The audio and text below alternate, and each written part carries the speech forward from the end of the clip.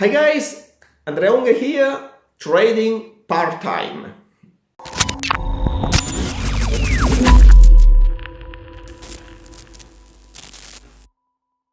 I'm asked sometimes if this is possible, and I normally state how hard it is to become a trader and how difficult trading is, how dangerous it is.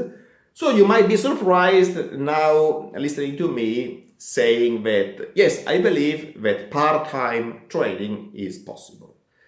But what do I intend with part-time trading? For sure, I don't mean coming back after a full day of work, sitting in front of a computer and starting scalping the Forex a couple of hours in the evening. It might be possible for somebody, it might be a source of income, but to do so, you need probably a specific talent which not everybody has. So don't think about this solution, also because sometimes in the evening Central European time, Forex does not move the right way to allow scalping. Somebody could now claim I'm an idiot, I don't know Forex. Well, it's my opinion, of course. But that said, it's also very hard to do such a thing, in addition to the necessity of a specific talent, because after a full day of work, you are probably tired, physically or mentally or both. And to do something that needs a high level of concentration is not always the easiest thing to do, considering also that this would probably waste your personal life, because you would have less time to dedicate to your family, to your friends, to whatever you should dedicate to, just to have a proper mix in what you do. So, I don't consider scalping the right way to trade, just because, as said, it requires something inside that not everybody has, and which is very difficult to teach and to learn. So, what kind of activity could be used and put in place to trade part-time?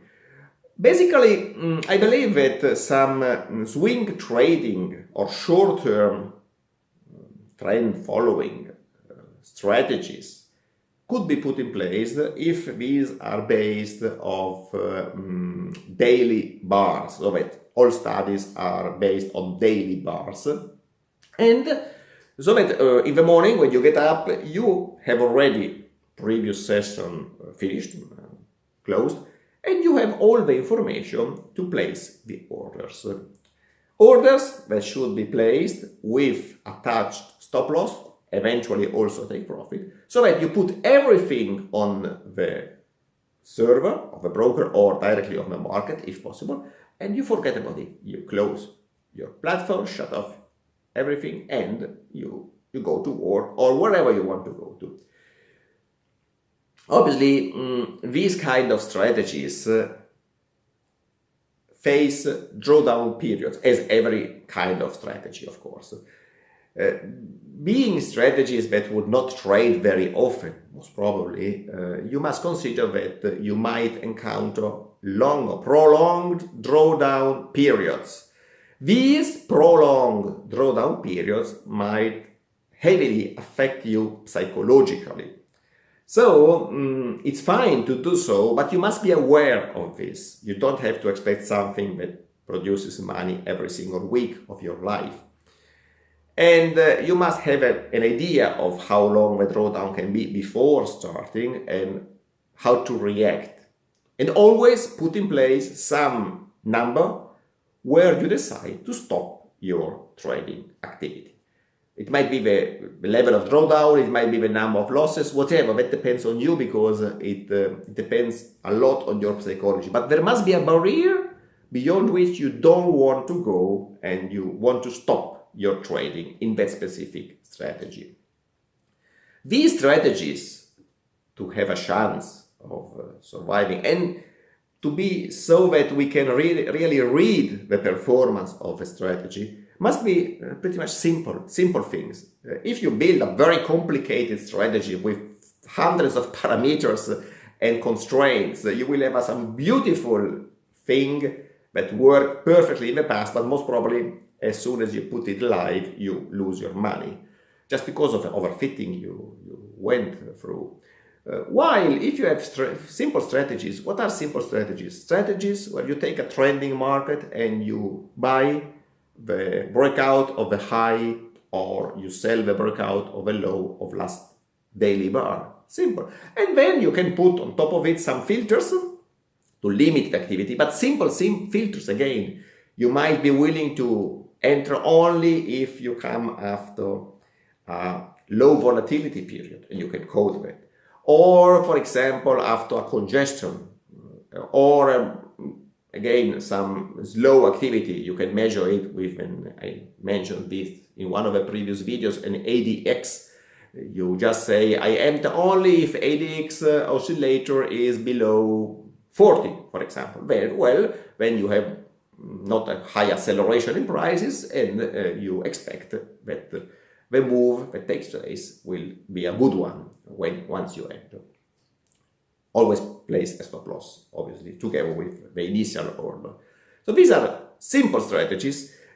Simple strategies face bad periods. It's normal, because the more basic your code is, the more robust it might be, because it follows concepts that have been working for years. But obviously, they have been working for years, intended as years of positive results overall, but not for every single week or month, as I said. So you have to be aware that you will have losing periods.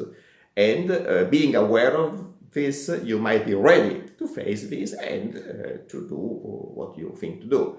So part-time trading is fine. It can be done, but you have to treat it the right way, considering that it might be heavy psychologically. Obviously, always trade what you can afford to lose. Don't try to become the next Rockefeller with a small account and risk too much. Always try to put your trading account with, and to fund it with the money that you can afford to lose, because trading is dangerous. That said, I don't recommend to trade full-time, and I don't say that full-time trading is less challenging from a psychological point of view. It is challenging as well. Maybe you face it with a different attitude. Maybe your expectations of full-time trading are different than those from part-time trading. So I'm just mentioning that part-time trading is fine, but it might be challenging, because you might have results that you didn't expect, negative, of course, in this case, so that you get disappointed and you lose confidence in it. So you have to be prepared to build a plan and to stick to the plan as disciplined as possible.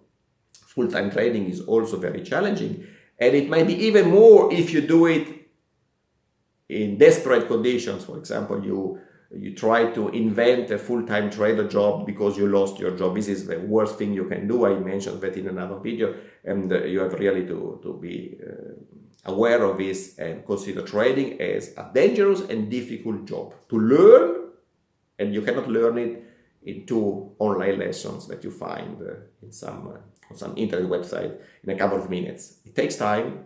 It requires commitment and discipline and a real professional attitude. That's it, guys. I hope it helped. I hope it was useful. We stay in touch. Ciao from Andrea Unger. Enjoyed it? Click the link below and you will be noticed as soon as new material is available.